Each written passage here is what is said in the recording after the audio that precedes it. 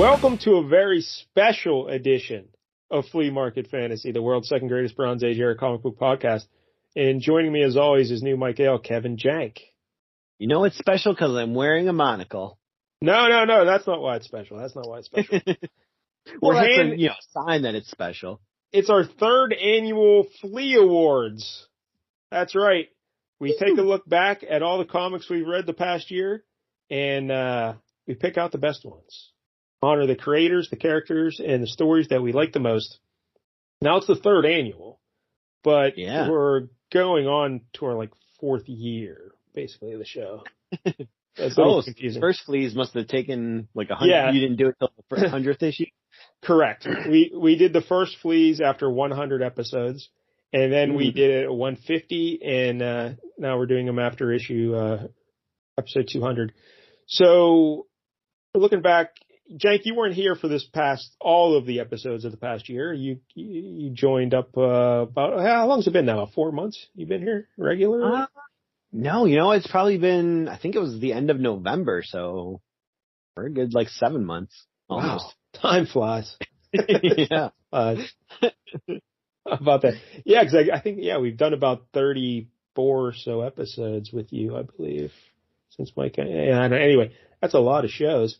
And and before that, it was me and Mike L, but you were a regular guest. So of the 50 issues, you probably read about 30 of them at least, or 40 probably, right? Maybe only about 10. Yeah. So you know what you're talking about. You can hand out some awards, right? Oh, please. I'd love to be a presenter.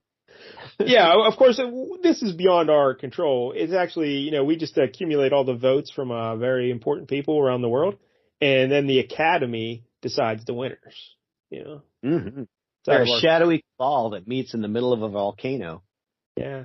They're the same guys who were behind the Coyote book. Remember that Coyote? He had that secret Illuminati group in there. They're the same people. That looks that good. The Golden Flea Awards. They're very prestigious. And we have 8 categories. And first up is probably the most prestigious category, Best Monkey. Oh, of course. Every year we like to honor the best monkey that we encountered. Now, Jank, we were talking about this because, we were trying to come up with some nominees for this, And we were having trouble finding monkeys. And I even told you, I don't think we did many monkeys this year at all. And then... It's been a slow year for monkeys. We need a going ape for August, apparently, for this show. But it really wasn't, because one of the episodes you missed, our buddy Bob Myers came on. And that's right. We did Adventures on Planet of the Apes. It was nothing but have all the apes you could meet. Yeah. Yes. So the nominees for Best Monkey are Cornelius from Adventures on the Planet of the Apes, Julius from Adventures on the Planet of the Apes. Was he orange? Because then he would get my vote. Orange. He's not an orange Julius. It's just a regular Julius. The Simian Sentries from Rocket Raccoon 1. A bunch of monkeys who are guards and stuff. They were pretty good. Samurai monkeys. Yeah, Dr. Zaius, Adventures of the Planet of the Apes.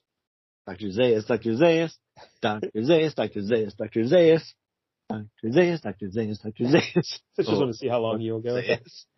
And now we have, finally, Dr. Zira from Adventures of Planet of the Apes. Oh, yeah, the Ape Lady. Yeah, the Ape Lady. So there you go. They're your nominees. Jank, do any of the nominees stand out to you that you would like to acknowledge before we hear the winner? I mean, I feel like the song gave it away, that my heart belongs to Dr. Zaius.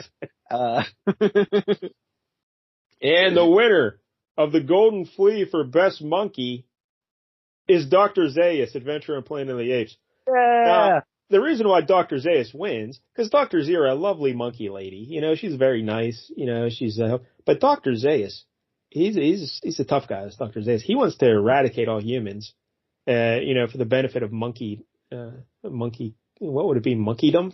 Kind, yeah, monkeydom. So he's very Team Monkey, I'm Team Monkey, so we're going Dr. Zaius for the winner. The best monkey. Well deserved. I mean, those other ones are nice and all, they're good protagonist characters, but you need a good villain to just be like, I'm here to mess things up. So Dr. Zaius joins Gore was the first winner of the Best Monkey Award. He was the giant gold gorilla in that issue of Fantastic Four that was it came to Earth to warn them about Galactus. That Galactus was coming, I think. And then in year 2, Rainbow won it. Rainbow was the little monkey in Dreadstar. And okay. Now, he did win. Congratulations, Rainbow. But he was the only monkey in any of the books we read last year. So, ooh, yeah.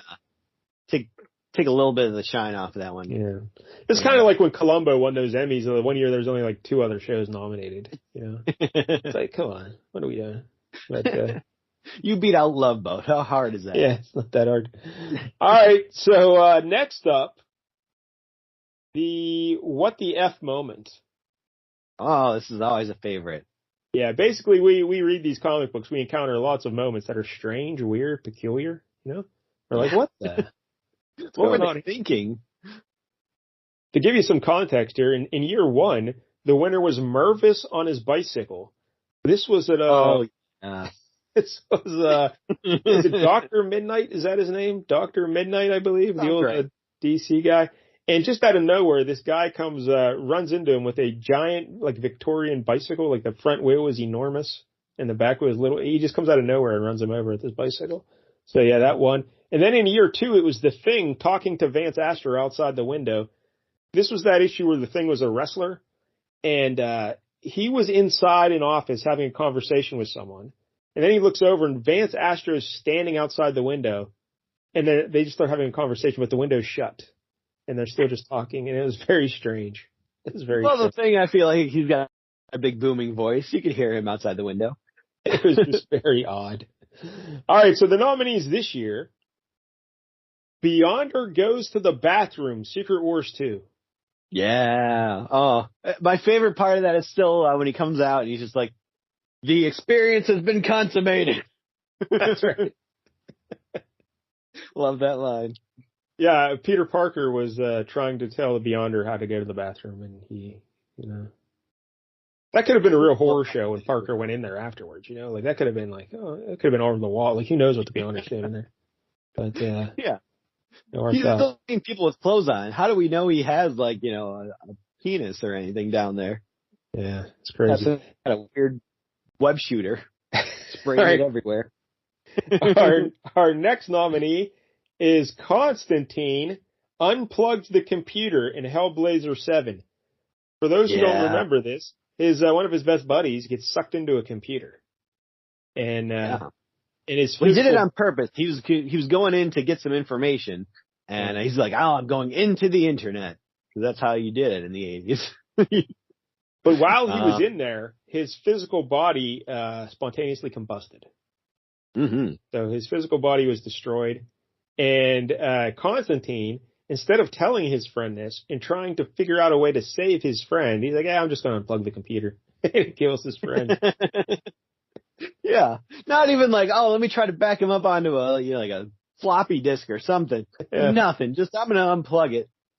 End it all. What a jerk. Next up, Devil Dinosaur stomps Dawn the Lobster. Fallen Angels 5. Fallen Angels. There were 2 lobsters, cybernetically enhanced lobsters, Dawn and Bill. And I think Gomi was the kid that had him, right? I think that was his name. Yep. And at the end, the final panel, like the issue Fallen Angels 5, a limited series about the Sunspot and Warlock. They leave the New Mutants for a little bit because they got in trouble with the New Mutants. And they team up with a group of, I don't know, how would you describe Fallen Angels? A bunch of misfits and outcasts? Yeah, ne'er-do-wells, I guess. Yeah, people who didn't quite fit in other places and are kind of up to no good. Because they're hanging out with the Vanisher, who just wants them to steal things. So, but for some reason, Devil Dinosaur, a modern day Oliver Twist, I guess. And this giant red Tyrannosaurus Rex is hanging out with them. And on the final page, they hype someone's going to die in this book. And on the final page, Devil Dinosaur steps on Dawn the Lobster. Yeah, crushes him. It was very sad. It was very sad. They teased it a couple of times. They kept saying, like, oh, fucking Devil Dinosaur, you need to watch where you're stepping. He did not. Yeah, he did not. Next nominee, Hercules dying, Avengers Annual 17. Now, who was he fighting in this? Was it High Evolutionary, right? Yeah. And remember, Hercules got all this power in him, and he just got real big and just kind of exploded. And there's one panel where Captain America, Falcon, and I think Beast, they look a little sad, and then they just move on. They just don't even, they're cracking jokes and everything. Yep, that's right. It's like, what? Yeah, they're making jokes about Beast sneezing and stuff. Yeah. Hercules just died. He just sacrificed himself to save you. And it's like they didn't even care. It was very bizarre. And yeah, that was pretty bad. The final nominee for the best What the F moment, Typhoid Mary tries to have sex with a 14-year-old, Power Pack 53. Yes, that is true, yep. She really put the long con into seducing him, too. And also her father, or his father. Yes, she was trying to have sex with every member of the Power Pack family. But she's like that. Yeah. This kid, maybe he's 15 tops. That kid, I don't know. But either way, and he would bring her home. Like, oh, hey, Dad, look at my friend Mary. Yeah, she's like in her 30 years old, 30s, hanging out. They're going for walks in the park, movies. They're sharing an ice cream cone and stuff. Like, what is going on here? Typhoid Mary seducing a 15-year-old. This is very weird. So yeah, that was inappropriate. All right, so the winner, the Golden Flea for What the F moment, goes to Typhoid Mary trying to seduce the 14-year-old from Power Pack. That whole issue was a What the F moment. There was so much.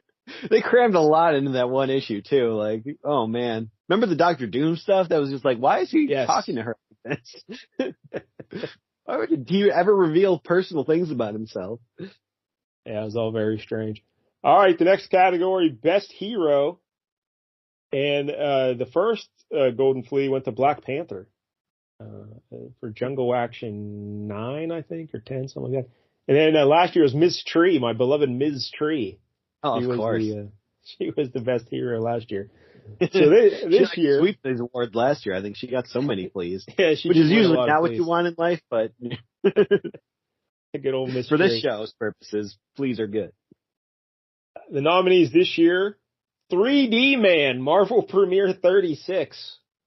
Remember? Did you? You weren't here for the 3D Man. I was not here for that, but I know who 3D Man is. I don't see him winning much, so I guess good on him for being nominated. Yeah, he was nominated. Nice to see a 3D Man. Because 3D Man, he had an unusual power. He found these glasses, and his 3D glasses, but his brother, who is a test pilot for the Air Force or something, died in a crash. Some alien shot him down. And his brother somehow got melded with these glasses. Mm-hmm. So when he puts on the glasses, his dead brother comes to life as 3D Man, I think is basically what happens. Yeah, that sounds right. It's very odd. Next up, Brother Voodoo from Strange Tales 169. Lord help me, I love people with dead brothers that appear to them. Yes, his brother Jacob. Right, comes right out of his body. Right? Yeah. Or is he Jacob? What's Brother Voodoo? No, he's Jericho Drum. Jericho Drum, yeah, and his brother's Jacob Drum. Yeah. That's great, yeah. Drum with 2 M's, by the way. Yep. Yeah. I love Brother Voodoo. He's the best. Next nominee, Judge Dredd. Judge Dredd issue 2. Yeah. No, I hear tell you really a lot better than you really pressed the Academy for a nominee for Judge Dredd. Yeah, I mean, there may have been a writing campaign. I may have taken, some of the shadowy board out to a couple nice meals. Spent way too much on bottles of wine, but it was all worth it. Yeah, because we were both surprised when we read the Judge Dredd. That was just a few weeks ago. That it was not what we expected at all. Right? It was just very unusual. It's kind of like a Whistler episode. You said the old radio show, like a little Alfred Hitchcock twist at the end of them. And there's a lot of humor and satire in the stories. So, guess he's a good kid. Yeah, I would definitely read more of that book. Next nominee, Luke Cage, Power Man 29. And the reason why Luke Cage is such a great hero, he had to fight Mr. Fish. Oh, yeah.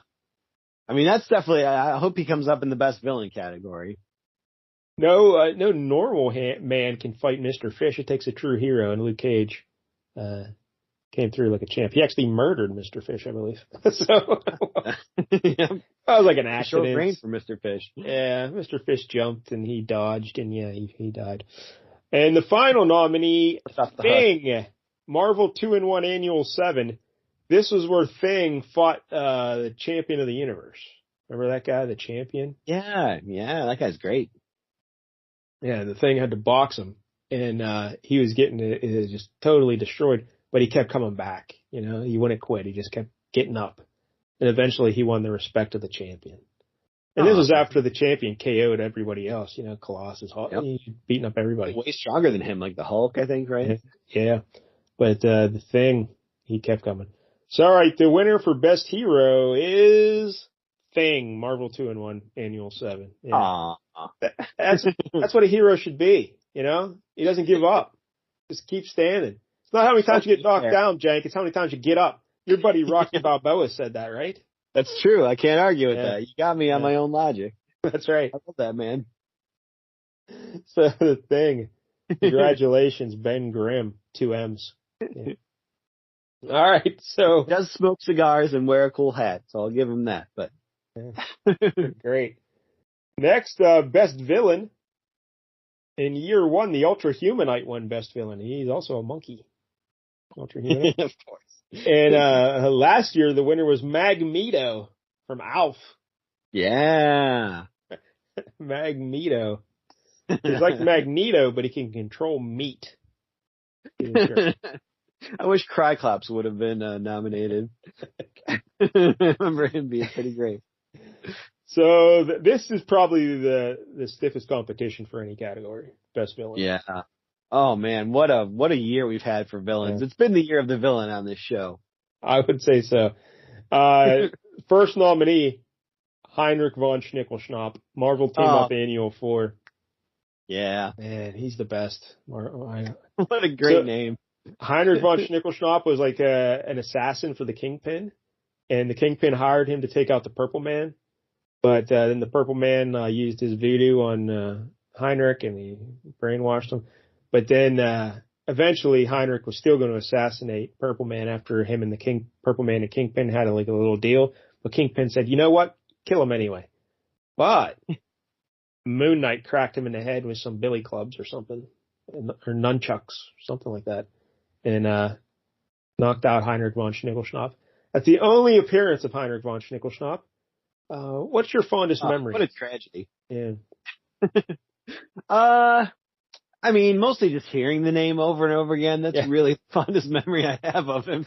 But he was pretty great. Like, remember he climbed up the wall, outside of that building? He just climbed up that building from the outside. Then he also jumped out of a tree and landed in a horse-drawn carriage next to Purple Man. That was pretty cool. And he wears a fashionable orange suit. And he's got gray hair, a white beard, and white mustache. Kind of looks like Kenny Rogers for all you kids out there. Very much so. Big Kenny Rogers fans out there. Yeah. All right, next up, Best Villain, Mr. Fish, Power Man 29. Yeah. Fair. Mr. Fish was so great. I seem to, if I recall correctly, Mr.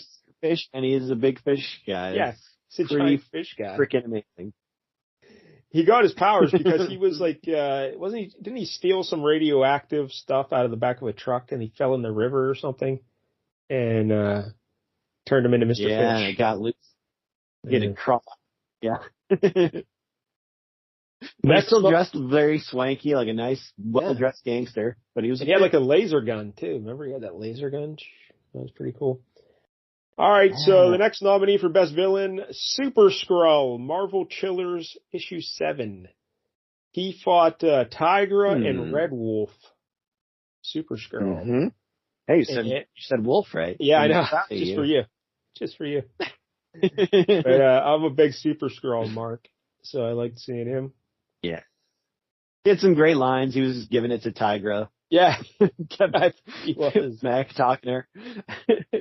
He really was. And remember he tried to kill that dog? Red Wolf's wolf? He tried to kill? Yeah. Yep. Our fourth nominee. Understand pets. Our fourth nominee for Best Villain, Turner D. Century, Marvel Team Up 120. Would you like to remind everybody who Turner D. Century is? Turner D. Century is quite possibly the greatest character that's ever been created.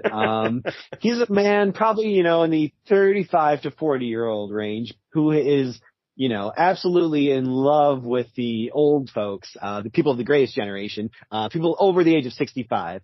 And he is a man who dresses like he's from that time, kind of like a carnival barker from those times with like the kind of hat, and the fancy mustache, and he dresses very old-timey, and he rides around on a flying bicycle built for two, with a dummy of a lady on the back seat. Not sure why, but his grand plan in the Spider-Man issue was to build a bike horn that would kill anyone under the age of 65 who heard it, even though he himself was under the age of 65. Yes, that was a problem. So It seemed to be a flaw in his plan. But, what can you do? Yeah, Turner D. Century. And our final nominee for voice, talk like this. Or at least I assume. Our final nominee for Best Villain, the aforementioned Typhoid Mary, Power Pack 53. It takes a special kind of villain to try and seduce every member of a family. The children, the dad, everybody. Probably would have tried with Matt Murdock if only he had any family left. Yeah, good old Typhoid Mary. So the winner for Best Villain is Turner D. Century, Marvel Team Up. Yeah, well deserved. In any other year, like Heinrich von Schnickelschnapp, walks away with it, but yes, it was a two-man race there between Turner D. Century and Heinrich. Very tough. Yeah. Mr. Fish, though, he would have got the bronze medal, but he's if he was in year one, I could see him walking away with it. Yeah. But Turner D. Century, we didn't even know he existed until this year. So. And now we've read 2 of his 3 appearances. Yeah, really. Within the past year, I had no idea Mr. Fish existed. I had no idea Heinrich von Schnickelschnapp existed. And I had no idea Turner D. Century existed. So look at how much our lives have been enriched through Flea Market Fantasy. We've learned a lot. All right, next up, Best Cover. And the winner in year one was Gil Kane for a Jungle Action Black Panther cover. Last year was Terry Beatty for Ms. Tree. Do you remember that cover? It was like a jigsaw puzzle of a lady with a knife, and Ms. Tree is putting the pieces together. Yeah, it was pretty awesome. So the nominees this year, the Academy decided to throw a bone to Mike L. Animal Man, issue 5, Brian Boland. Hey, there we go. That was a great cover. Pretty iconic.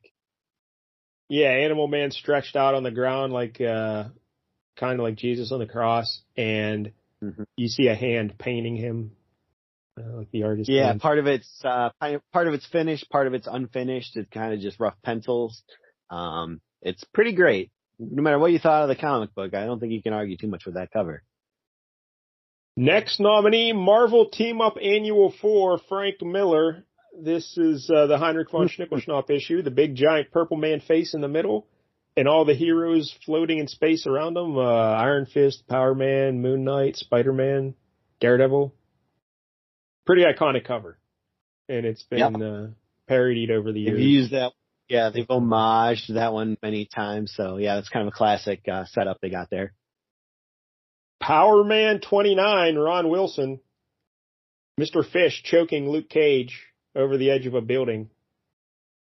Doesn't get any better than that.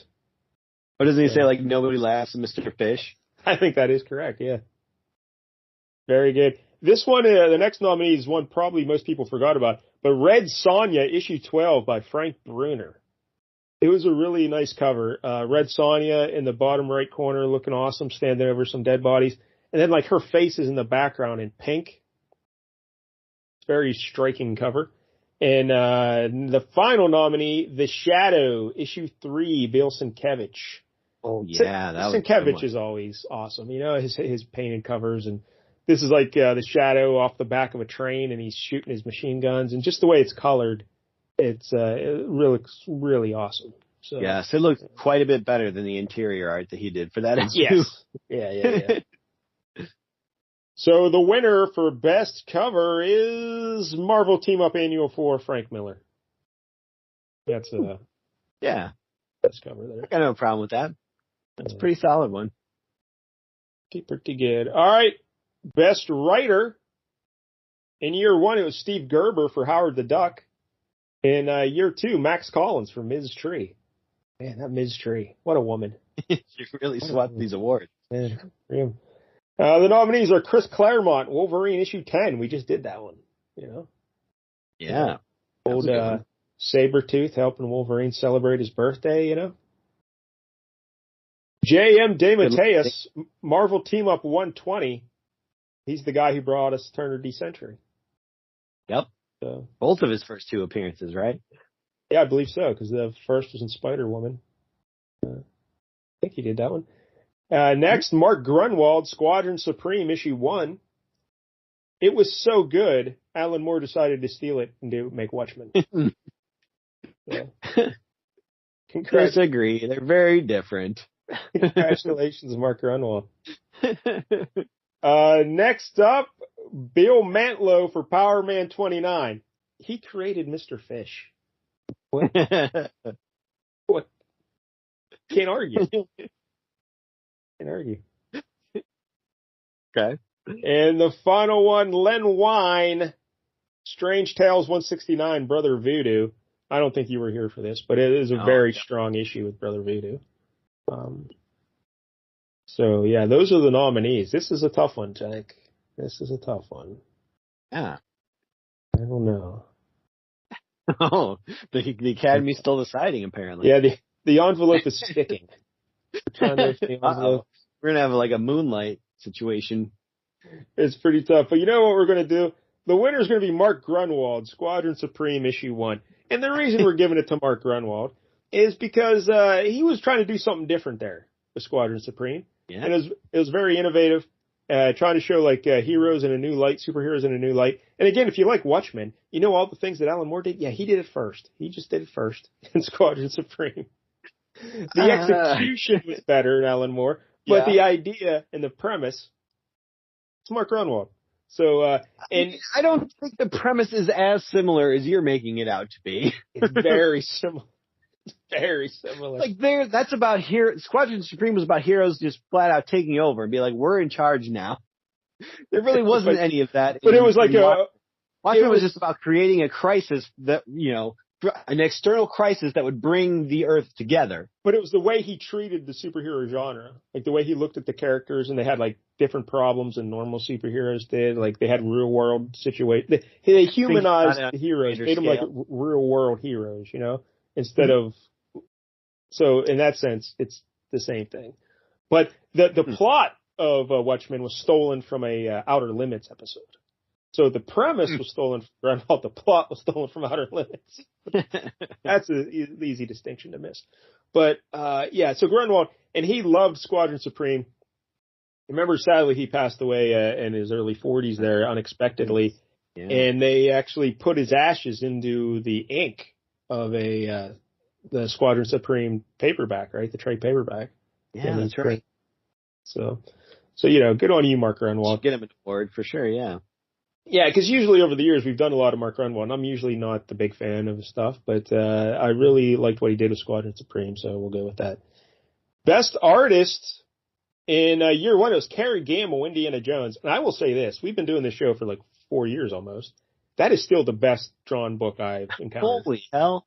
Yeah. All right, I'm going to go back and look that up at some point. Well, in terms of just like comic book art, storytelling, composition, just everything you're looking for and how to tell a story. So good. So good.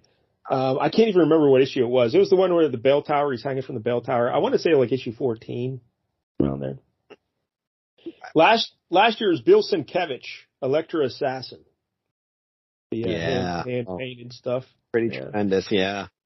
Well deserved. All right, so this year the nominees for Best Artist, John Bogdanove, Fantastic Four vs. X-Men 2. Mm-hmm. That was pretty solid. Yeah. Remember there's some good stuff with Reed Richards getting kicked in the face and stuff. Yeah. Storm got her arm burned. Nominee number 2, John Buscema from Wolverine issue 10 we just encountered. But here's the thing about this. It was really Bill Sienkiewicz as the inker that really made that book, so it's tough. Tough to see. Can 2 guys win an award in the artist category? We'll find out. Well, I mean, I guess, yeah. They're in our team. Next up, Gene Colan's Strange Tales 169, the Brother Voodoo story. Very good. Gene Colan's always awesome, and it was very good stuff. Steve Leialoha, Coyote 1. Very unique. That was the memorable part of that issue, definitely, was the art. The story was kind of a mess, but the art was very interesting. Yeah, and the Academy may have been struggling to come up with a 5th nominee, so they just went with George Tuska, Power Man 29, because he drew Mr. Fish. So that's where we're going. Yeah, that's a reach. I have not been a huge fan of any of George Tuska's art that we've done so far. It seems like we did a lot at the start of this year. How dare you? So the winner for Best Artist is Steve Leialoha, Coyote 1. Because he drew it, inked it, and colored it. And it was the most unique, like my personal favorite art of anything we've done was John Buscema and Bill Sienkiewicz, just that Wolverine issue we just did. I thought that was great. But Steve Leialoha, what he did with Coyote was pretty unique and original and a very distinctive style. So if we don't honor it, no one else will. Time on it that he had to, quit an issue later. Yeah. So. Exactly. He couldn't keep it up. I forget how long didn't it take him like 5 months to do that one issue? Yeah. But, so good. And no one ever mentions Coyote ever. And no, I had no idea it existed until you and Mike L talked about it. Yeah. And the story's pretty bad. But the art deserves recognition. So congratulations, Steve Leialoha. All right. Our final award of the evening, Jack. This is it. Oh, wow. What we've all been waiting. Best comic book of the year, Wow. Yeah. In year 1, the winner was Howard the Duck issue 8. And in year 2, it was Wolverine issue 1. The limited series. That's almost like cheating because that's such an iconic issue, Wolverine issue 1. I know. It's pretty great. Really not fair. Against a lot of, small fish. Yeah, I could see that. So the nominees this year, Power Man 29, Luke Cage versus Mr. Fish. Squadron Supreme issue 1. Strange Tales 169, Brother Voodoo.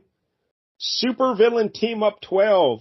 That's we haven't talked about that at all. That was Red Skull versus Dr. Doom on the moon. That was amazing. Oh, that's right. That battle was kind of fun. I think I remember Red Skull killing one of his guys. It was pretty fun. His gas, like his cigarette that he spit out the gas. And the final nominee is just what we did the other week there, Wolverine issue 10, Claremont and Buscema and Sienkiewicz. That was a good solid round issue. Were there any other issues that you would like? Well, you know what? Let's give out the winner first, and then we'll see about that. So the winner for Best Comic, Power Man 29, Luke Cage versus Mr. Fish. All right, so last year... That's a bold choice. Yeah, it is a bold choice, because last year we honored Wolverine 1, which is an iconic all-time great book. But the whole point of Flea Market Fantasy, really, the show, it started out as a column on the Comic Book Syndicate, and it was my way to honor books that are overlooked or just fun that you never knew existed. You just reach into like an old bin at a comic book store, pull out something, and like, oh, this looks crazy, let's read this. And it's like, oh my God, this is awesome. And that's exactly what this Power Man 29 is. It's like, no one knows this issue exists, But if you found this at a flea market somewhere and you sat down and read it, you'd be like, oh my God, this is amazing. This is so much fun. That was easily the book I had the most fun reading this year, was Power Man. Really? Yes, without a doubt. Yeah. I think for me it was the Marvel team up with Trinity Century. That was the one for me that just all around. Even with Dominic Fortune and all the old people stuff. being an old guy. Yeah, I liked it. That was good. Get dragged in to kiss the old women and stuff like that. Yeah, well, that could have been nominated. Yeah, but man, Mr. Fish. And remember, he had that little guy who was his lackey who would jump around. and we'll talk. Oh, that's right. Yeah. I don't know how like Luke Cage couldn't squash that guy, but somehow he couldn't figure it out. Great. I love Power Man 29. So congratulations, Bill Mantlo and George Tuska and everyone involved with Power Man 29, the epitome of what Flea Market Fantasy should be. So, all right, Jank, there are your winners. Is there anyone who got snubbed? Ooh. It's tough, man. For the most part, I think you did a pretty good job. Well, the Academy. The Academy did a really good job. Yeah, the Academy. They did, pretty good job. I don't have as many complaints as I usually do on the Golden Quesadilla Awards. On the LCS Hockey Show for the terrible movies we watch. But, overall, when I was looking back through the books, it wasn't probably the best year for books. But, yeah. had great villains. Had some great villains. Yeah. But, I mean, with some good art and stuff in there. It wasn't all bad. Occasionally. I was struggling coming up with the fifth nominee, though, for Best Artist. I don't know. Yeah. Yeah, maybe not like stellar art, but solid art.